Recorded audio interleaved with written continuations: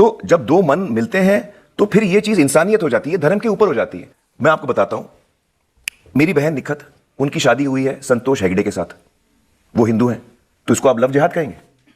میری چھوٹی بہن فرت, اس کی شادی ہوئی ہے راجیو دتا کے ساتھ, وہ ہندو ہیں, میری بہن مسلم ہے, تو اس کو آپ لو جہاد کہیں گے. میری بیٹی آئرہ, ابھی کچھ وقت پہلے اس کی شادی ہوئی ہے نپور کے ساتھ. لو از دا بگیسٹ تھنگ آن ارتھ. کیا نان مسلمز کے ساتھ شادی ہو سکتی ہے؟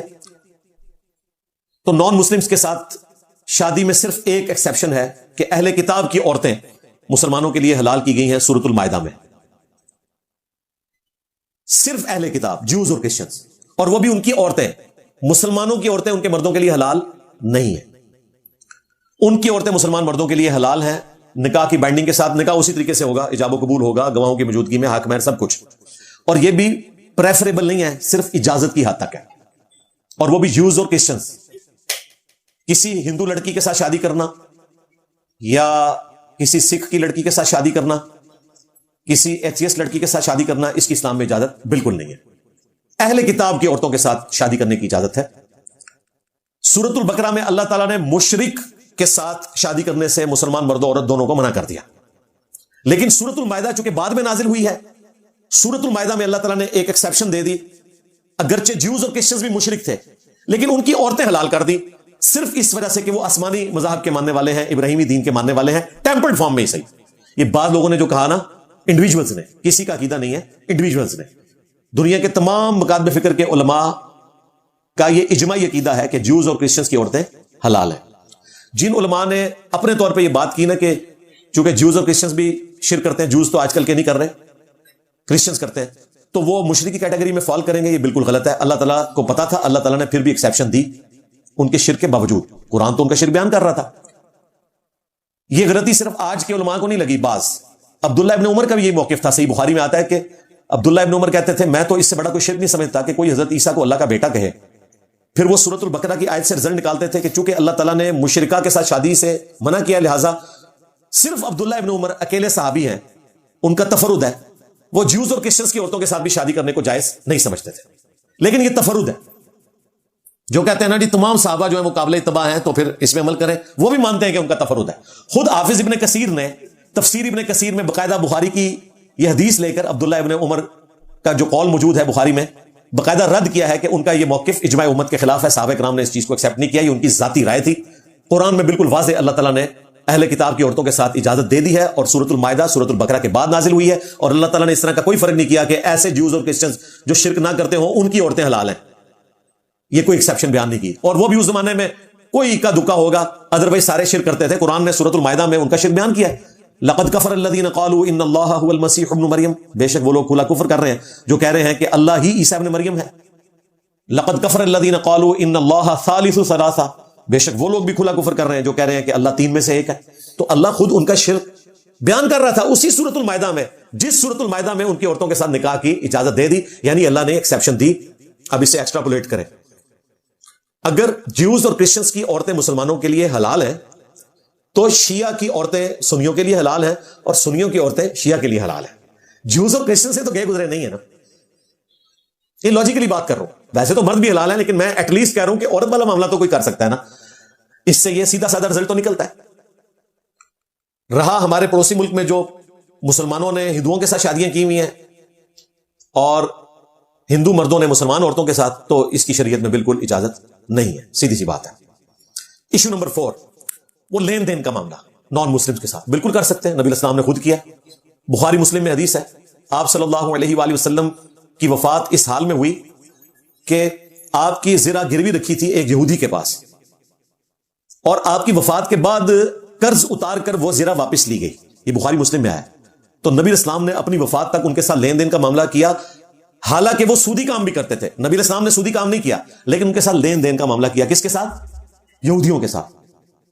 ان سے بڑے کوئی دشمن نہیں تھے. جب لین دین کا معاملہ کیا تو اس میں یہ چیز امپلائڈ ہے کہ آپ نان مسلمز کے ساتھ لین دین کا معاملہ کر سکتے ہیں. بلکہ بخاری مسلم میں یہاں تک آیا, نبی الاسلام نے ایک یہودیہ عورت کی دعوت قبول کی, اور اس نے آپ کو کھانے میں زہر ملا کے دیا, جس کی وجہ سے چند اصحاب شہید ہوئے. اور ابو داؤد میں تو بڑی تفصیل کے ساتھ آتا ہے, اس کے قصاص کے طور پر اس عورت کو قتل کروایا گیا. پوچھا گیا تم نے کیوں کیا؟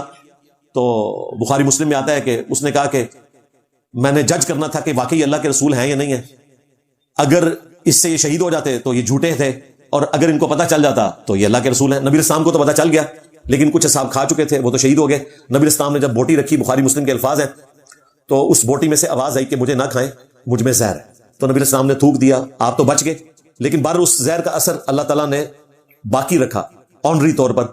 بخاری میں یہ آتا ہے کہ 4 سال تک مسلسل وہ زہر آپ کو تکلیف دیتا رہا، آپ کی رگیں کاٹتا رہا، اور اسی سے آپ کی شہادت ہوئی. نبی اسلام کو اللہ تعالیٰ نے آنری طور پر شہادت دی. چونکہ آپ اللہ کے پیغمبر تھے، قتل نہیں ہو سکتے تھے، اس لیے اللہ تعالیٰ نے اپنے اس وعدے کو پورا کیا. کتب اللہ لاغلبن انا ورسلی، یہ اللہ نے تقدیر میں طے کر دیا ہے کہ میں اور میرے رسول غالب رہیں گے، اور اللہ نے غلبہ فرمایا. کافر آپ کو شہید نہیں کر سکے، لیکن آپ کی چونکہ دعا تھی بخاری مسلم میں کہ اے اللہ میری خواہش ہے میں تیری راہ میں قتل کیا جاؤں، پھر زندہ کیا جاؤں، پھر قتل کیا جاؤں، پھر زندہ کیا جاؤں، پھر قتل کیا جاؤں، تو وہ خواہش اللہ نے پوری کر دی، اور کامل طریقے سے تو پوری ہوئی سیدنا حسن و حسین کی شہادت کے ذریعے. وہ نبی اسلام کی شہادت ہے.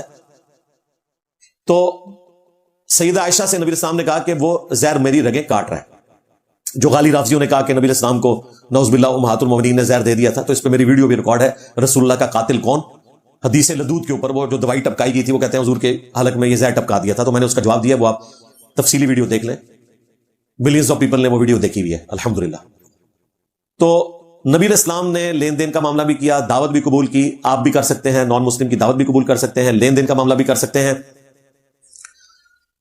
جب ہم اسکول کالج میں پڑھتے تھے نا، تو اس زمانے میں جماعت اسلامی کی جو اسٹوڈنٹ ونگ ہے، اسلامی جمعیت طلباء اور بریلویوں کی بھی تھی، انجمن طلباء اسلام اور باقی فرقوں کی بھی، تو انہوں نے باقاعدہ سٹیکر چھاپے ہوتے تھے. دودھ دہی کی دکان کے اوپر لکھا ہوتا تھا یہاں قادیانیوں سے لین دین منع ہے. کسی جگہ لکھا ہوتا ہے جب تو قادیانی سے ملتا ہے تو گنبد خضرا میں رسول اللہ کا دل دکھتا ہے صلی اللہ علیہ وسلم. یہ فلاں فلاں پروڈکٹس قادیانیوں کی ہیں، ان کا بائیکاٹ کریں. حالانکہ حیران کن بات ہے، یہ لوگ جیوز اور کرسچنز کے ساتھ اپنے معاملات کو چلاتے تھے. یہ تو آج کل بائیکاٹ کی باتیں انہوں نے شروع کی ہیں نا، ابھی تک بھی چلا رہے ہیں. موبائل فون تو انہی کے استعمال کر رہے ہیں، اور مولوی کے پاس سب سے لیٹسٹ ہوتا ہے. یہ بھی دیکھیں مولویوں کی ویڈیوز آئی ہیں، سعد رضوی کی آئی ہے، لیٹسٹ موبائل ہے، بالکل دنیا کے ساتھ چل رہے ہیں. آپ کو انہوں نے لگایا ہوا چٹائی کے اوپر، خود ساری فیسلٹیز اویل کر رہے ہیں. تو اس قسم کی چیزیں لکھنا یہ جذباتی ہیں. علمی طریقے سے ان کی غلطی ہائی لائٹ کریں تاکہ ان کی نسل اسلام میں واپس آئیں، اپنے کفر سے وہ توبہ کریں. قادیانی ہمارے اس پلیٹ فارم کی برکت سے سینکڑوں قادیانیوں نے اسلام قبول کیا ہے، اللہ کا شکر ہے. ود فیملیز آتے ہیں اور بتاتے ہیں. ہم فیملیز کو تو اوپر نہیں آنے دیتے، لیکن میں ملتا ہوں باقاعدہ، وہ بتاتے ہیں اس طرح اللہ تعالیٰ نے ہمیں آپ کی ویڈیوز کی برکت سے توفیق دی کہ آپ نے مقدمے کو صحیح طریقے سے پیش کیا. وہ صحیح طریقہ کیا ہے؟ چشتی رسول اللہ، تھانوی رسول اللہ غلط کہہ دیتا، اے مسئلہ پھنسیا سی ہونا تھا.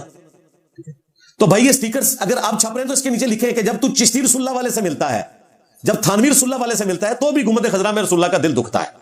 پھر تو تیرا سٹیکر ٹھیک ہے، ورنہ تیرا سٹیکر 2 نمبری پہ مبنی ہے. یہ کوئی ختم نبوت کا مسئلہ نہیں ہے، اینٹی قادیانی مسئلہ ہے. ختم نبوت ہو تو صرف قادیانی کو ملنے سے نہیں، چشتی رسول اللہ، تھانوی رسول اللہ اور اس کے حق میں مناظرے کرنے والوں کو ملنے سے بھی تمہارا سٹانس یہی ہونا چاہیے کہ نبی اسلام کا دل دکھتا ہے. اور علمی بات یہ ہے کہ اس طریقے سے نہیں معاملات کو لے کر چلنا. دنیا میں آپ نے معروف طریقے سے معاملات کو لے کر چلنا ہے. یہودیوں سے سب سے زیادہ رسول اللہ کو تکلیفیں اٹھانی پڑی ہیں. یہ جتنی منافقین کے بارے میں آیات ہیں قرآن میں، یہ یہودیوں کے بارے میں، لیکن نبی اسلام نے اپنی وفات تک ان کے ساتھ لین دین کیا ہے. دنیا میں معروف طریقے سے لین دین کر سکتے ہیں. اسرائیلی کمپنیوں کے ساتھ اگر کسی کا فری لانسنگ کا کوئی معاملہ تو آپ لے کے چل سکتے ہیں، کوئی مسئلہ نہیں اس کے اندر. ایشو نمبر 5، یہ بہت سینسٹیو ایشو ہے، نان مسلم کو سلام کرنے کا معاملہ. وہ کہتے ہیں مسلم شریف میں حدیث ہے، نبی السلام نے یہودیوں کے بارے میں کہا کہ اگر کوئی یہودی آپ کو راستے میں ملے تو آپ نے سلام میں پہل نہیں کرنی، اور اس کو راستے کے سائڈ پہ چلنے پر مجبور کر دینا ہے، مین ٹریک پہ بھی نہیں چلنے دینا. یہ الفاظ ہی بتا رہے ہیں کہ کسی خاص کانٹیکسٹ میں نبی الاسلام نے یہ بات کی تھی جب مسلمانوں کی یہودیوں کے ساتھ ایک کولڈ وار جاری تھی. اور دیکھیں اس میں آیا ہے پہل نہیں کرنی، اس میں تو پھر امپلائڈ ہے کہ اگر پہل نہیں کرنی تو مراد یہ کہ اگر وہ پہل کرے تو جواب دینا ہے، لوزامو. ورنہ تو اس میں یہ ہونا چاہیے تھا کہ نہ پہل کرنی ہے اور نہ ان کے سلام کا جواب دینا ہے. یہ تو ہے ہی نہیں ہے. اور یہ جو میں رزلٹ نکال رہا ہوں یہ فٹ ان بیٹھتا ہے. بخاری مسلم میں حدیث ہے، نبی صلی اللہ علیہ وآلہ وسلم نے فرمایا کہ جب یہودی یا کرسچنز تمہیں سلام کہیں تو تم نے ان کے جواب میں وعلیکم کہنا ہے. وعلیکم سے بھی جواب ہو جاتا ہے، اگرچہ اللہ تعالیٰ نے قرآن پاک میں فرمایا کہ بہتر سیغے سے جواب دو، لیکن جیوز اور کرسچنز کا معاملہ ڈیفرنٹ تھا. اور اس کی ایکسپلینیشن بخاری اور مسلم میں ہی ایک اور حدیث سے ہوتی ہے کہ وہ مسلمانوں کو کہتے تھے السلام علیکم، تم پر موت ہو. تو اس کے جواب میں نبی السلام نے کہا تم نے کہنا وعلیکم، یعنی اگر انہوں نے موت بھیجی ہے تو تم بھی جواباً موت بھیجو گے، اور اگر انہوں نے سلام کہا ہے تو جواباً وعلیکم سے بھی جواب ہو جائے گا. اور تم پر بھی سیم ٹو یو. وعلیکم کا یہ مطلب نہیں ہے کہ سلام کا جواب آپ نے دیا، وعلیکم سے جواب ہو جاتا ہے. وہ وعلیکم السلام ورحمۃ اللہ تو ہم اس لیے کہتے ہیں کہ ہمیں تعلیم دیا گیا کہ مسلمان کا جواب بہتر طریقے سے دینا ہے، ورنہ وعلیکم میں بھی جواب ہو جاتا ہے. السلام علیکم پورا کہنا بھی ضروری نہیں. قرآن میں تو حضرت ابراہیم علیہ السلام کا آیا، انہوں نے سلام کہا فرشتوں کو، صرف سلام. سلاما بھی کہہ سکتے ہیں، سلام علی بھی کہہ سکتے ہیں، السلام علیکم بھی کہہ سکتے ہیں، السلام علیکم ورحمۃ اللہ بھی کہہ سکتے ہیں، وبرکاتہ کے ساتھ بھی کہہ سکتے ہیں. یہ سارے سیگے رپورٹ ہوئے ہیں. بخاری مسلم کی اس حدیث میں آتا ہے کہ کچھ یہودی ملنے کے لیے آئے تو انہوں نے نبی علیہ السلام کو کہا السلام علیکم. سیدہ عائشہ پردے میں تھی، ان کو غصہ آ گیا کہ ہمارے نبی کے اوپر یہ موت بھیج رہے ہیں. السلام علیکم کا مطلب ہے تم پر موت آئے. تو انہوں نے کہا اللہ کی لعنت ہو تم پر، اللہ کا غضب ہو یہودی ہو تم پر موت آئے. تو نبی علیہ السلام جب ان سے فارغ ہو کر واپس آئے تو آپ نے سیدہ عائشہ کو منع کیا. آپ نے کہا کہ اخلاق سے پیش آؤ، اس طریقے سے جواب دینا بنتا نہیں تھا. تم نے غور نہیں کیا کہ میں نے کس طریقے سے جواب دیا؟ میں نے وعلیکم کہا، تمہیں بھی چاہیے بس وعلیکم کہو. پھر نبی علیہ السلام نے کہا دیکھو انہوں نے السلام علیکم کہا، میں نے وعلیکم کہا، ان کی بدعا تو میرے حق میں قبول نہیں ہوگی لیکن میری بدعا ان کے حق میں قبول ہو جائے گی جب میں نے کہا وعلیکم. اگر انہوں نے میرے لیے موت کی دعا کی ہے تو میں نے وعلیکم کہا تو یہ بدعا انہی کی طرف لوٹ جائے گی. اس حدیث کے اندر امپلائڈ ہے کہ آپ نے کہا میں وعلیکم کہہ رہا ہوں تو وہ لوٹ جائے گی. اس کا مطلب ہے وعلیکم سے کون سی چیز لوٹتی ہے؟ جو آپ کے اوپر بھیجی جا رہی ہوتی ہے. تو آپ نے کہا کہ اگر وہ السلام علیکم کہہ رہے ہیں وعلیکم کہو، تاکہ جو چیز انہوں نے بھیجی وہی ان کے پاس واپس جائے. اور آخری کیل اس تابوت میں جو ایک جعلی طریقے سے چیز پروپیگیٹ کی گئی، وہ حدیث ہے بخاری مسلم کی کہ نبی علیہ السلام ایک چوراہے سے گزرے، اس چوراہے پر کچھ مشرک، کچھ یہودی، کچھ کرسچنز، کچھ مسلمان تھے. نبی علیہ السلام نے مشترکہ طور پر انہیں کہا السلام علیکم ورحمۃ اللہ. یہ حدیث اس بات کا ثبوت ہے کہ آپ اس طرح سلام بھیج سکتے ہیں. اب یہ حدیث مولویوں کے گلے کا کانٹا تھی. انہوں نے کہا نہیں، نبی علیہ السلام نے اندروں صرف مسلمانوں کی نیت کی تھی. استغفر اللہ، کتنا بڑا جھوٹ اللہ کے نبی کے اوپر باندھ رہے ہیں. نبی کا کریکٹر اس طرح کا ہوتا ہے، نبی تو اعلانیہ بات کرتے ہیں. اگر ایسی بات ہوتی تو نبی علیہ السلام کہتے السلام علیکم یا اہل المسلمین، لیکن آپ علیہ السلام نے مشترکہ طور پر کہا. اب خیر مولوی ڈھیلے پڑ کے کہتے ہیں جہاں مکسچر ہونا وہاں آپ کر سکتے ہیں، یعنی بھیج سکتے ہیں، تو وہ ثابت ہے بھائی. اس لیے آپ دیکھتے ہیں ڈاکٹر ذاکر نائک جب بھی تقریر کرتے ہیں تو وہ کیا بولتے ہیں؟ I welcome all of you with the Islamic greetings, السلام علیکم ورحمۃ اللہ وبرکاتہ. اور ان کی آڈینس 30 to 40% نان مسلم ہوتے ہیں. باہر کے ملکوں میں تو زیادہ تر نان مسلمز ہوتے تھے، انڈیا میں بھی. اس وقت بھی لوگ کہتے تھے یہ ہندوؤں کے اوپر بھی اسلام بھیج رہے ہیں. بھائی بھیج سکتے ہیں آپ. یہاں پر جیوز اور کرسچنز میں سے ہونا ضروری نہیں، کسی بھی نان مسلم کے اوپر آپ سلام بھیج سکتے ہیں اور پہل بھی کر سکتے ہیں. نبی علیہ السلام نے پہل کی ہے، لہٰذا یہ مسئلہ بالکل ختم ہے. آپ پہل بھی کر سکتے ہیں، اور اگر آپ کو کوئی صحیح طریقے سے سلام کر رہا ہے تو آپ اس کو پورا جواب بھی دے سکتے ہیں وعلیکم السلام، اگر آپ نے سلام سن لیا. ویسے آپس میں تو یہ بھی نہیں کرتے. ہم جتنے عرصہ بریلوی تھے ہم تو بھابھیوں کو سلام نہیں کرتے تھے. ظاہر ہے اس وقت ہمارا نہ ہوا نکاح بھی ٹوٹ جانا تھا اور ایمان بھی فارغ ہو جانا تھا، جس طرح مفتی منیف صاحب کا ہو گیا بریلوی کہہ رہے ہیں. ظاہر ہے بڑوں کے فتوے. تو یونیورسٹی میں مجھے آج بھی یاد ہے ہم سلام میں پہل کرتے تھے، لیکن السلام علینا، علینا آستہ کہتے تھے، اپنے اوپر اسلام بھیجتے تھے. السلام علیکم نہیں کہتے تھے نجدیوں کو.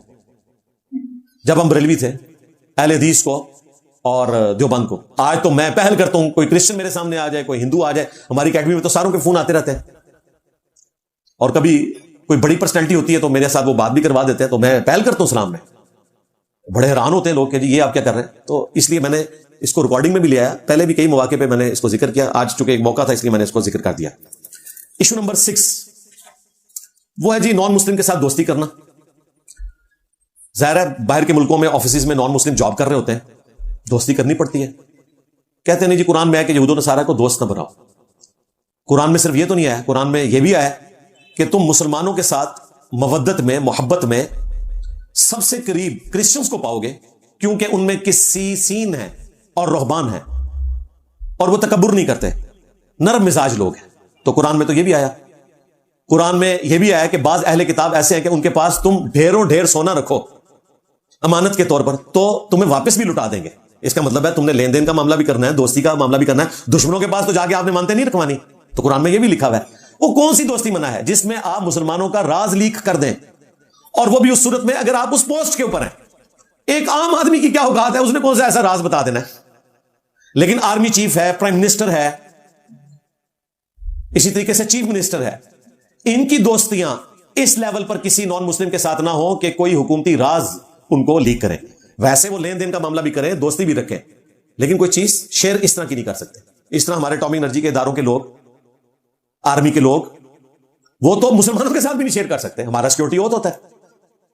ہم اپنے دوستوں کے ساتھ, بیوی بچوں کے ساتھ بھی صرف اتنی انفارمیشن شیئر کرتے ہیں جتنی میڈیا میں رپورٹ ہوتی ہے. بالکل پرسنل لیول کی چیزیں تو میں آج مجھے جاب سے ریٹائرمنٹ لیے بھی آلموسٹ آپ سمجھ لیں 5-6 سال ہو چکے ہیں. لائف ٹائم کے لیے سیکورٹی ہوتا ہے, ہم اپنی کوئی چیز بھی ڈسکس نہیں کرتے. کئی ایک باریک چیزیں بھی پتہ ہیں. اور میری تو جس لیول کے اوپر جاب تھی, مجھے تو پاکستان کے یہ سارا جو بیلسٹک میزائل کا پروگرام, میں تو کوارڈینیشن میں تھا, ایک ایک چیز کی انفارمیشن تھی. تو آج تک سیکورٹی ہوتا ہے, اور وہ ہم کسی سے بھی نہیں ڈسکس کرتے. تو وہ تو مسلمانوں سے بھی آپ نے ڈسکس نہیں کرتے. لیکن آپ دنیا میں معروف طریقے سے چلیں گے, ان کے ساتھ دوستی کا رشتہ ہو سکتا ہے. مجھے بتائیں, میاں بیوی سے زیادہ کون قریب ہو سکتا ہے؟ قرآن میں اللہ تعالیٰ نے فرمایا کہ ایک دوسرے کا لباس ہے, فرمایا نا. اسی طریقے سے فرمایا کہ ہم نے میاں بیوی کے درمیان محبت ڈال دی ہے. اور پھر سورۃ المائدہ میں یہ آیا کہ تم اہل کتاب کی عورتوں کے ساتھ نکاح کر سکتے ہو. تو جب عورت سے نکاح کریں گے وہ آپ کی بیوی بنے گی. تو سورۃ الروم میں جو آیا کہ ہم نے محبت ڈالی, تو وہ اس بیوی کے لیے بھی ہوگی. سورۃ البقرہ میں آیا کہ لباس ہے, تو وہ اس بیوی کے لیے بھی ہوگا. تو اس کا مطلب ہے دوستی کون سی کرنی منع ہے؟ جس میں مسلمانوں کا راز لیک ہو. دلی دوستی بھی ہو سکتی ہے, ظاہر ہے بیوی کے ساتھ منافقت والی دوستی تو نہیں رکھنی نا, دلی دوستی ہوگی لیکن راز نہیں لیک ہوگا. لہٰذا اس چیز کو کلیئر کریں. چند ایک باتیں جذباتی مولویوں کی سن کے تو لوگ پھر اس طرح کی باتیں کرنا شروع کر دیتے ہیں. اس لیے آپ دیکھیں جو لوگ دوسرے نان مسلم ملکوں میں گئے ہیں, وہاں ان کے دماغ بالکل کھل گئے ہیں. یہ سارے کا سارا جو کیڑا ہے وہ ادھر کے لوگوں کے اندر ہے. انگور کھٹے ہیں نا, یہ بھی وہاں جائیں گے یہی کچھ ہو جائیں گے. وہاں جا کے کافی لوگوں کے دماغ کھل گئے. ایشو نمبر 7, کیا نان مسلم کی عبادت گاہوں میں آپ جا سکتے ہیں؟ بالکل جا سکتے ہیں جی. ہسٹوریکل پلیسز پہ تو آپ جا سکتے ہیں. آپ نے اگر کسی گردوارے میں جانا ہے, کسی مندر میں جانا ہے, عبادت کے لیے نہیں, ایک سیرو فی الارض کے تحت جو قرآن میں آیا, اس میں تو اللہ تعالیٰ نے کہا ہے کہ پرانے کھنڈرات کو وزٹ کرو. کئی کنویں تھے جو خشک ہو چکے ہیں, کتنے محلات تھے جو آج اجڑے پڑے ہیں, وہ آپ عبادت کے لیے جا سکتے ہیں. ہسٹوریکل پلیسز پہ تو جا سکتے ہیں. اس کے علاوہ بھی جا سکتے ہیں, بشرطے کہ آپ وہاں جا کر ان کی کسی مذہبی ایکٹیویٹی میں حصہ نہ لیں. وہ منع ہے. من تشبہ بقوم فہو منہم, جو سنن ابی داؤد میں حدیث ہے کہ جس نے جس قوم کی مشابہت کی وہ ان میں شمار کیا جائے گا. یعنی مذہبی مشابہت کی, کسی نے سندور لگا لیا یا سکھوں والا کڑا پہن لیا یا سلیو لٹکا لی, یہ کام آپ نے نہیں کرنے. ویسے آپ جائیں, کسی چرچ میں جانا چاہیں, کسی عبادت گاہ میں نان مسلم کی انفارمیشن کے طور پر کوئی ولاگ بنانے کے لیے, وہ بھی آپ کر سکتے ہیں. ان کے مذہب کا تعارف بھی کروانا چاہتے ہیں, کروائیں ضرور. یہ کوئی شرک کی ترویج نہیں ہو رہی ہوگی, یہ انفارمیشن کے طور پر ہے. قرآن نے بھی تو تعارف کروایا ہوا ہے نا نان مسلم کے غلط عقائد کا. تو یہ ایک بالکل ڈفرنٹ چیز ہے, اس کو اس طریقے سے آپ نے ریلیٹ نہیں کرنا. بلکہ کورونا کے دنوں میں تو آپ نے دیکھا ہے نان مسلم نے کیا قربانی دی. جرمنی کے اندر, امریکہ کے اندر کئی چرچز تھے, کیونکہ سوشل ڈسٹینسنگ کرنی تھی. مسلمانوں کی مسجد تو بڑی چھوٹی تھی, پریئر ہالز ہی ہوتے ہیں زیادہ تر, تو جمعے میں زیادہ رش ہوتا تھا تو انہوں نے گرجے کھولے. امریکہ میں تو باقاعدہ ایک گرجے پہ ملینز آف ڈالر انہوں نے لگائے ہیں, اس کو مسجد بنانے کے لیے اس اعتبار سے کہ وضو خانے, واش رومز بنائے, اور باقی سارا سسٹم مسلمانوں نے ان گرجوں میں جا کے نمازیں پڑھی ہیں. ہاں, جو سامنے کوئی مورتیاں لگی تھی عیسیٰ ابن مریم کی, اس کے اوپر کپڑا ڈال دیا, جس طرح آج کل آیا صوفیہ انہوں نے کھولا ہے. تو عام وقت میں وہ ایک میوزیم ہوتا ہے, نماز کے اوقات میں وہ سامنے ان مورتیوں کے آگے ڈال دیتے ہیں پردہ, اور نماز بھی ہوتی ہے. بالکل ٹھیک ہے. بخاری مسلم میں حدیث ہے 5 خوبیاں ایسی ہیں جو اللہ تعالیٰ نے مجھ سے پہلے کسی پیغمبر کو نہیں دی. ان میں سے پہلی خوبی یہ ہے کہ پوری زمین میرے لیے عبادت گاہ بنا دی گئی ہے, میرے امتی جہاں چاہیں وہ نماز ادا کر سکتے ہیں. تو پوری زمین کے اندر یہ ساری جگہیں آتی ہیں, سوائے وہ جگہیں جو ناپاکی کی جگہ ہیں, وہ الگ سے حدیث ہے ابو داؤد میں, ترمذی میں, نسائی میں, کہ آپ حمام کے اندر, واش روم میں نماز نہیں پڑھ سکتے, قبرستان کے اندر نماز نہیں پڑھ سکتے. اسی طریقے سے اونٹوں کے باڑے کے بارے میں ذکر آیا, وہ ایکسیپشنز ہیں. باقی جو عام جگہیں آپ ان میں نماز پڑھ سکتے ہیں, کوئی ممانعت نہیں ہے. خواہ وہ گرجا ہو, خواہ وہ کوئی کلیسا ہو, کوئی گردوارا ہو, بشرطے کہ آپ کے سامنے کوئی اس طرح کی چیز نہ ہو اور مجبوراً آپ کو پڑھنی پڑے. ادروائز پریفریبل تو یہ ہے کہ آپ مساجد کے اندر نماز ادا کریں. ایشو نمبر 8, ہولی, دیوالی اور کرسمس کی مبارک دینا نان مسلم کو. تو دیکھیں, چونکہ یہ شرکی ایکٹیویٹیز ہیں، اس لیے ہم اس میں بالکل زیرو ٹالرنس رکھتے ہیں، اور اس میں آپ نے نان مسلمس کو ایجوکیٹ کرنا ہے. یہ نہ ہو کہ عید مبارک کے اوپر آپ مبارک لیں، ٹافیاں بھی لے لیں، اور کرسمس کے اوپر آپ کے ہم نے اب ٹافیاں نہیں دینی. تو جب آپ عید کے اوپر ٹافیاں لے رہے ہو تو ان کو بتائیں کہ بھائی ہمارے دین میں یہ ہے، ہم سے اس طرح کی کوئی ایکسپیکٹیشن نہ کرنا، ہم توحید کے معاملے میں سینسٹیو ہیں، ہمارا کوئی ذاتی جھگڑا نہیں ہے. اور توحید جیوز اور کرسچنس کی کتابوں میں بھی اسی طریقے سے بیان ہوئی ہے جس طرح قرآن میں بیان ہوئی ہے.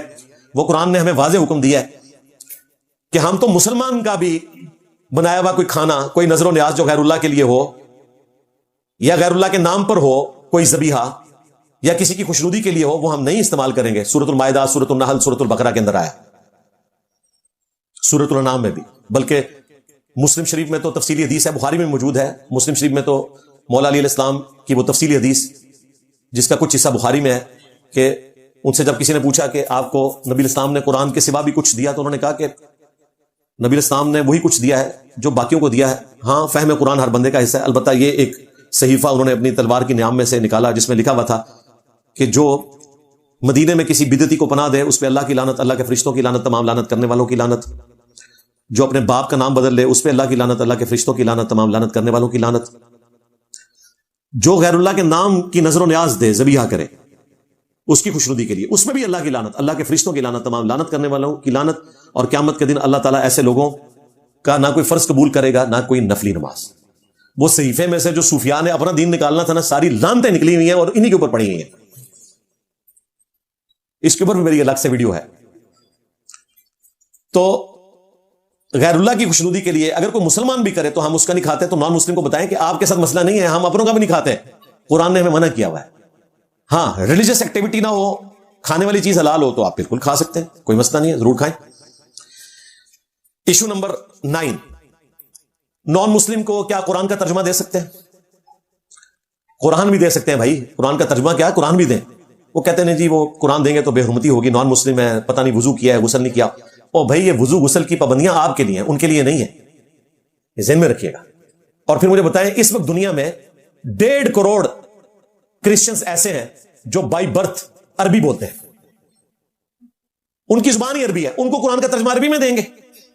عربی میں اگر قرآن کا ترجمہ کوئی کرے گا تو وہ قرآن کی تعریف کرے گا. اس کی وجہ یہ ہے کہ قرآن تو خود عربی میں نازل ہوا ہے. آپ اللہ سے بہتر طریقے سے سمجھا سکتے ہیں کہ آپ عربی میں اس کا ترجمہ کریں گے. قرآن کی عربی نے صحابہ کرام کے دل پلٹ دیے اور دنیا کے امام وہ بنے. اگر آج بھی دنیا کے دل پلٹنے ہیں تو آپ نے عربی جاننے والوں کو عربی قرآن کا نسخہ دینا ہے. ٹھیک ہے، جو دوسرے ان کو آپ ترجمے والا دیں، وہ ترجمے والی ظاہر دیں گے ان کو، اور اس میں عربی بھی لکھی ہو، کوئی مسئلہ نہیں ہے. میرے نزدیک تو عربی کے بغیر قرآن چھپنا بھی نہیں چاہیے، سیدھی سی بات ہے. تاکہ اگر ترجمے کی کوئی غلطی ہے تو وہ ترجمے کے کھاتے میں پڑے، عربی کے کھاتے میں نہ پڑے. اور ہمارا تو فخر ہے، ہمارے پاس اوریجنل ٹیکسٹ موجود ہے، باقی کسی کے پاس اوریجنل ٹیکسٹ نہیں ہے اپنی کتابوں کا. تو آپ ترجمے والا قرآن دیں، عربیوں کو عربی قرآن دیں. اور ویسے تو آپ کے مولویوں نے آپ کو بتایا کہ یہ ساری آیات کافروں کے بارے میں، تو کافروں کو قرآن دے ہونا لو سامو. ہاں، یہ ان کے گاٹے فٹ ہوا ہے. ویسے آپ کو کہتے ہیں کافروں کے بارے میں ہے، جب کافروں کو دینے لگے کہتے ہیں نہیں کافروں کو قرآن نہیں دینا، بے رحمتی ہو جائے گی. اور پھر غلط نظریں نکالتے ہیں، کہتے ہیں جی قرآن میں آیت ہے لا یمسہ الا المطہرون، قرآن کو نہیں چھوئیں گے مگر وہ جو پاکیزہ لوگ ہیں. ٹھیک ہے، اس کی ایک تشریح اس حد تک درست ہے جو سنن ابی داؤد میں مولا علی کا قول ہے کہ نبی علیہ السلام کو قرآن پڑھنے سے حالت جنابت کے علاوہ کوئی حالت مانے نہیں ہوتی تھی. یعنی جو جنبی شخص ہے جس پہ غسل فرض ہے وہ قرآن کو ہاتھ نہیں لگا سکتا، نہ زبانی پڑھ سکتا ہے. ہاں، بغیر وضو کے زبانی پڑھا جا سکتا ہے، بغیر وضو کے قرآن کو چھوا بھی جا سکتا ہے. یہ اختلافی مسئلہ ہے. ہمارے اسلاف میں سے بعض لوگ اس آیت کو ایکسٹراپولیٹ کرتے ہیں اور وہ وضو کے اوپر بھی لگاتے ہیں، حالانکہ نہ اس کا تعلق وضو کے ساتھ تھا نہ غسل کے ساتھ تھا. غسل والا معاملہ تو ہم حدیث سے لے رہے ہیں. ان آیات کا پورا کانٹیکسٹ سورۃ الواقعہ میں ہے کہ کافروں کا عقیدہ تھا کہ شیاطین نعوذ باللہ رسول اللہ کے اوپر نازل ہوتے ہیں اور وہ قرآن نازل کرتے ہیں، نعوذ باللہ. تو اس کو اللہ تعالیٰ نے ریبٹل کیا کہ لا یمسہ الا المطہرون. قرآن پاک تو اللہ تعالیٰ نے وہاں پر سیو کیا ہوا ہے لوح محفوظ میں کہ وہاں پر صرف پاکیزہ ہی اس کو ہاتھ لگا سکتے ہیں. تنزیل من رب العالمین، یہ اتارا گیا ہے رب العالمین کی طرف سے. بل ہوا قرآن مجید فی لوح محفوظ، اصل قرآن لوح محفوظ میں، وہاں صرف فرشتے اس کو چھو سکتے ہیں. اس کانٹیکسٹ میں تھا. بعض اسلاف نے اسے ایکسٹراپولیٹ کیا بہتری کے طور پر کہ آپ وضو کے بغیر قرآن کو ہاتھ نہ لگائیں. اور یہ بھی صرف اس مصحف کی بات ہو رہی ہے. موبائل میں جو قرآن ہے وہ آپ بغیر وضو کے بھی ہاتھ لگا سکتے ہیں، کیونکہ آپ قرآن کو نہیں چھو رہے، وہ تو الیکٹرو میگنیٹک ویوز ہیں، وہ بھی اسکرین کے پیچھے. اور یہ سب کا اتفاقی عقیدہ ہے، وہاں تو کوئی ایسا مسئلہ ہی نہیں ہے. ہاں، جو غسل کے بغیر ہے وہ میں نے ابو داؤد کی حدیث بتائی کہ بغیر غسل والا شخص جو مسلمان، نان مسلم کے لیے شرائط نہیں ہے. نان مسلم کو آپ قرآن پڑھنے کے لیے دیں گے اور قرآن ہی اس کی زندگی بدل سکتا ہے. آج دنیا میں اتنے لوگ جو مسلمان ہوئے ہیں وہ تبلیغی جماعت کی وجہ سے نہیں ہوئے ہیں یا کسی مولوی کی وجہ سے نہیں ہوئے ہیں, قرآن پاک کا ترجمہ انگریزی میں پڑھ کر ہوئے ہیں. اور آج لوگ فخریہ ان کی مثالیں دیتے ہیں اور یہاں کہتے ہیں قرآن و حدیث ڈائریکٹ نہ پڑھنا گمراہ ہو جاؤ گے. کیسی دو نمبری ہے جی. کوئی نان مسلم مسلمان ہو کر نبی اسلام کے حق میں کتاب لکھے تو کہتے ہیں دیکھیں جی اتنی تحقیق کے بعد اس نے کمال کتاب لکھی ہے. کوئی مسلمان انجینئر ان کو قرآن و حدیث کا حوالہ پیش کرے کہتے ہیں اس کے پاس ڈگری نہیں ہے. جس کے پاس دین کی بھی ڈگری نہیں تھی, اسلام کی بھی ڈگری نہیں تھی, قرآن پڑھ کے مسلمان ہوا, سٹڈی کیا, کتاب لکھی, اس کی تعریفیں کرتے ہیں. یہ دو نمبری ان کی دیکھیں. تو سب سے زیادہ نقصان ہمارا مذہبی طبقہ اس اسلام کو پہنچا رہا ہے, سیدھی سی بات ہے. ایشو نمبر 10 آخری, جو ہر مسلمان کے دل میں ایک خواہش چھپی ہوتی ہے کہ مرنے سے پہلے ایک مسجد میں نے ضرور بنانی ہے اور مرنے سے پہلے میں نے نان مسلم کو اسلام کی دعوت دینی ہے. مسلمانوں کو نہیں, نان مسلم کو. اپنے گھر میں جو مسلمان ہیں ان کے سامنے بات بھی نہیں کر سکتے, ڈر کے مارے رفع الیدین بھی نہیں شروع کرتے, اتنا ڈرتے ہیں مسلمانوں سے. اور نان مسلم کو دعوت دینی ہے, کہتے ہیں نان مسلم تو رفع الیدین کرتے ہوئے ہمیں کچھ نہیں کہے گا, مسلمان جو ہے نا وہ ہمیں مسجد سے باہر نکال دے گا. تو شوق ہے نان مسلم کو دعوت دینے کا. تو نان مسلم کنٹریز کے اندر مسلمانوں کو جو یہ شوق ہوتا ہے اور ہونا بھی چاہیے, چاہے وہ خود عمل کریں نہ کریں, وہ کہتے ہیں ہم نے مسلمانوں کے دین کی سچائی نان مسلم کے اوپر آشکار کرنی ہے جو ان کے اوپر خود نہیں ہوئی بھی, اس لیے انہوں نے اپنے اوپر اسلام نافذ نہیں کیا ہوا الا ماشاءاللہ. فخریہ بتائیں گے جی کبھی شراب نہیں پی, خنزیر نہیں کھایا, نماز بھی نہیں پڑھی ہوئی. حالانکہ شراب پینا, خنزیر کھانا نماز چھوڑنے کے مقابلے کے اوپر بہت چھوٹا گناہ ہے. نماز چھوڑنا تو کفر اسلام کا مسئلہ ہے. فخریہ بتا رہے ہوتے ہیں کہ جی ہم نے تو کبھی نہیں کھایا. نماز کا پوچھنا, ہاں جی کہتے جمعہ پڑھ لیتا ہے, عید پڑھ لیتی ہے. یہ کون سے مسلمان ہو؟ تو نان مسلم کو اگر آپ نے دعوت دینی ہے پہلے اپنے اوپر اسلام نافذ کریں, اور نان مسلم کو آپ نے اسلام سے پہلے خدا کی دعوت دینی ہے, کریٹر آف دا یونیورس کی دعوت دینی ہے, گاڈ کی دعوت دینی ہے, بھگوان کی دعوت دینی ہے کہ اس کائنات کو کسی نے بنایا ہے. جب کوئی اس کے اوپر ایگری کرے گا پھر اسے ٹرو گاڈ کا تعارف کروایا جائے گا, توحید کا تعارف کروایا جائے گا جو قرآن کے اندر ہے. لیکن بنیادی بات جو قرآن پاک میں قل یا اہل الکتاب تعالوا الی کلمۃ سواء بیننا وبینکم الا نعبد الا اللہ. آؤ اہل کتاب ہم اس ایک بات کے اوپر اکٹھے ہو جائیں جو تم میں اور ہم میں کامن ہے کہ ہم مت پوجیں سوائے اس ایک اللہ کے, اس کے سوا کسی کو نہ پوجیں. تو یہ آپ نے بات کرنی ہے. اس کے لیے آپ ہماری ویڈیوز دیکھیں, کافی ساری ویڈیوز ہیں. پچھلے دنوں جب دھروو راٹھی نے ایتھیسٹ ہونے کا اعلان کیا تو میں نے اس کے جواب میں ایک ویڈیو اپلوڈ کروائی تھی اپنے آفیشیل چینل سے, existence of God, reply to Dhruv Rathee اور